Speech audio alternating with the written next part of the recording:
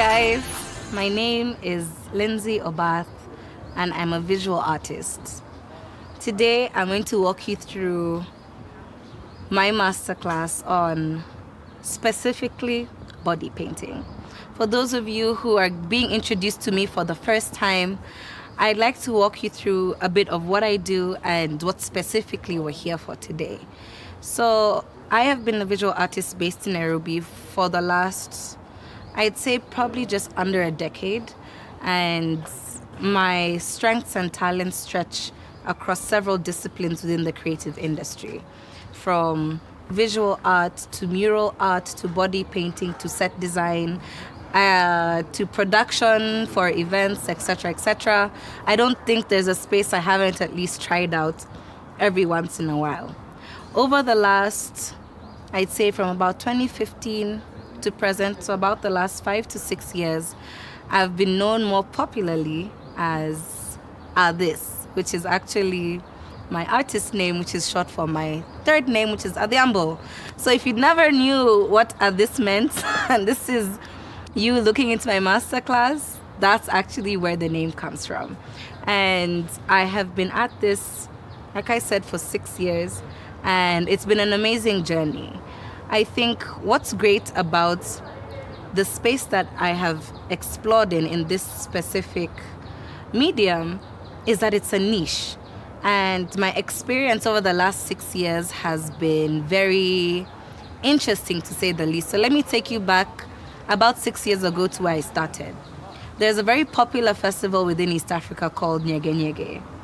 And I had gone there for at least the first edition, and I came back and I couldn't shut up about it. The next year, a lot of Kenyans wanted to find their way to the festival as well.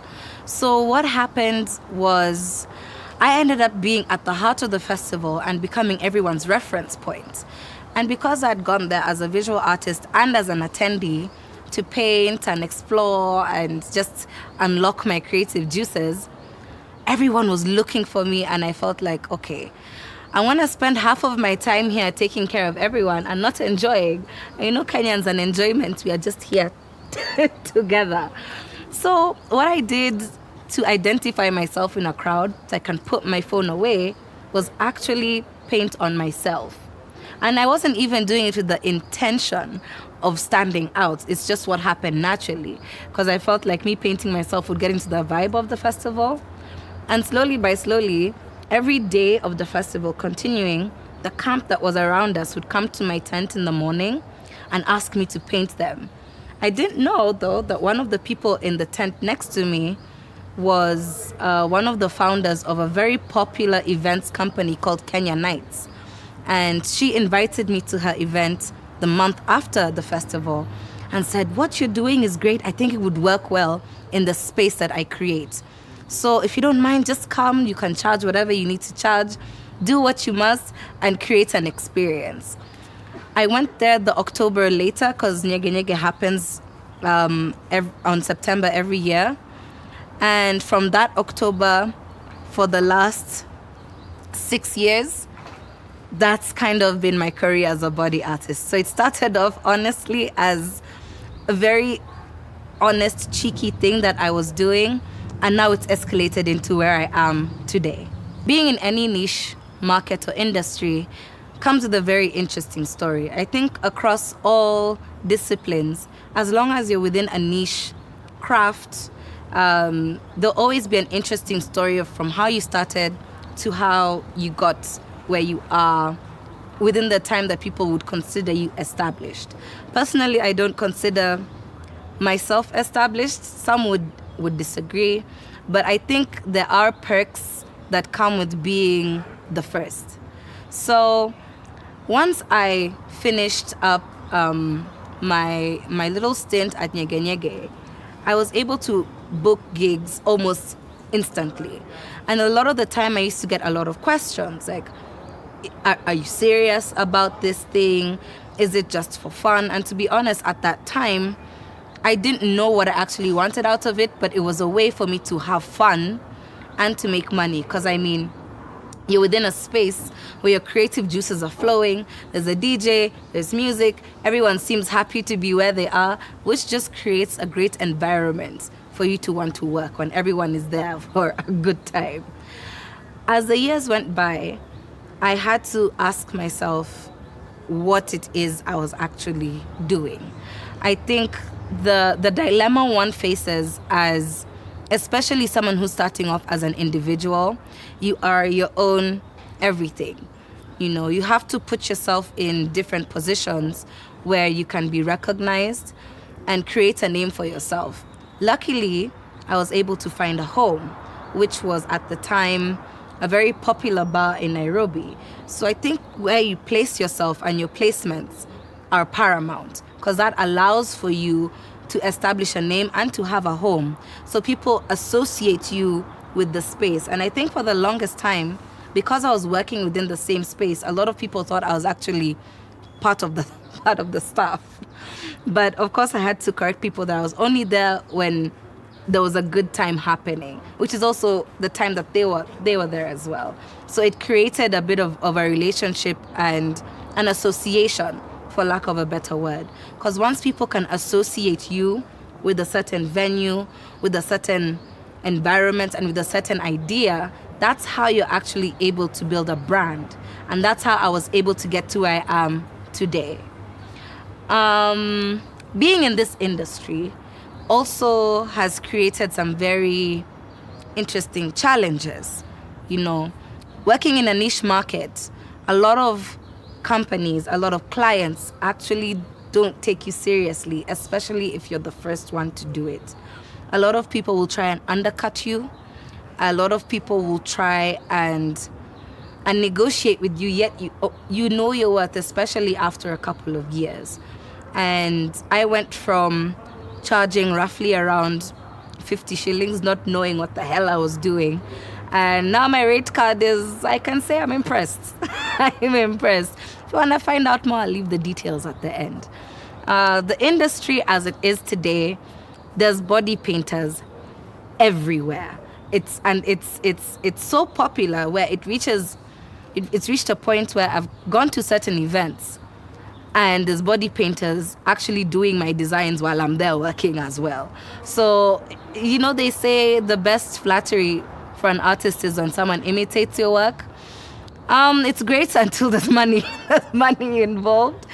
But, you know, there's room for everyone and for all of us to eat at the table. Right now, body art is definitely something makeup artists are getting into.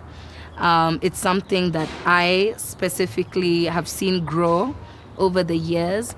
And it's definitely a niche market and a niche craft that luckily also has a lot of room for improvement. The sky is the limit.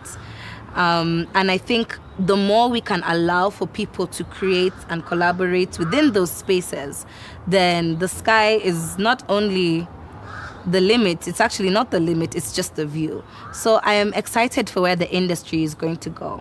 But in today's masterclass, I'm going to explain to you my process, how I get from an idea to trying out different techniques and seeing what techniques would work best for the execution of an idea, and how to make sure that you capture that idea to a point where you can market yourself. You can be able to now add for collaborations and see how you work with different things, lighting, bone structure, all of that. I'm going to walk you through my whole process and then see, you know, how best do we keep this industry going.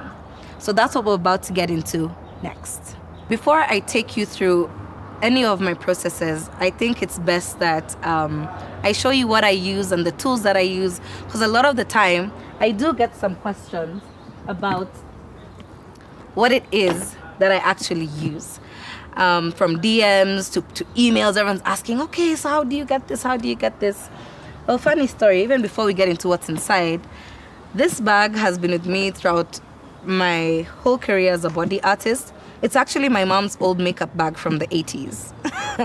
She was about to throw it and I liked it and I kept it for decades. I didn't know what I wanted to do with it, but here we are. So it came in handy. So I'm going to walk you through some of my products and let's get in. So as you can see, there's a lot of paint everywhere. It adds character to the bag. So of course here you have your brushes. They're very essential. You have your thin brushes, like these ones. They're thin brushes. We use them for details. You have your fan brush that we use for spreading paint widely. You have your angle brushes that you use for creating lines and adding dimensions and to put on thick amounts of color. And the rest of the brushes range between those three, right?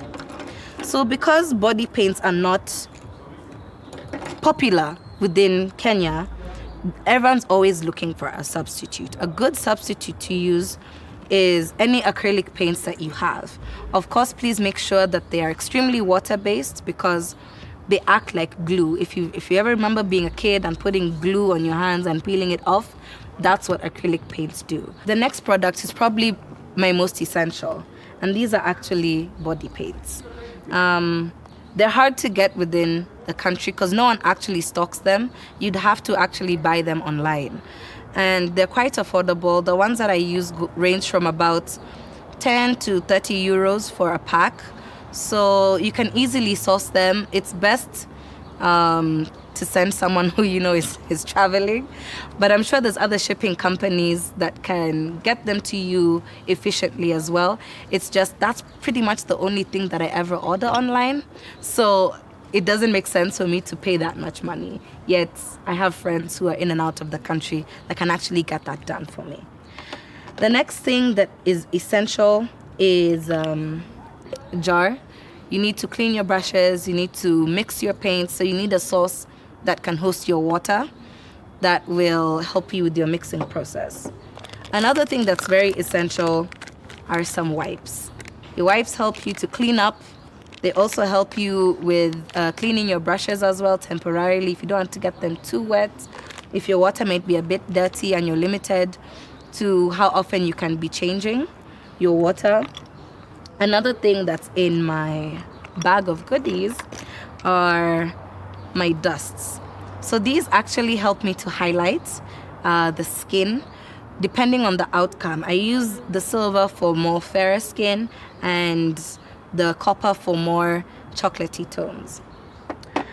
Next up, we have a new addition that I added to my arsenal, which are golden flakes, silver flakes. So these are actually, it's gold leaf and silver leaf, and this is glitter. Glitter because festivals and ladies and everyone who likes to have a good time, that's pretty much what you'd use. Another thing about the gold flakes and the silver flakes, they're very, very delicate. So the last thing you want to do is rip through them and use too much of it on one client or one person or one project. They're inexpensive. You can get them within beauty stores in Nairobi. And yeah, they're very accessible and affordable. Another very essential thing that you must have is a little pocket-sized mirror that the person you're painting with gets to see what you're working on. Everyone gets to have a reference between what was discussed and what's there. In studios, there's big mirrors there, but at events and festivals, that's kind of something that you need to make sure you have in your arsenal as well. Because what's here is just a brief summary of what's in here. Of course, I'm not going to show you all the colors that I have. They range from the whole rainbow spectrum to your metallics, etc., etc. And I think that's pretty much what's inside my little bag of tools. So what I'm going to show you next is the different techniques that I use on my muses, as well as my thought process with how I go from my ideas to the actual muse and how that photographs, etc., etc.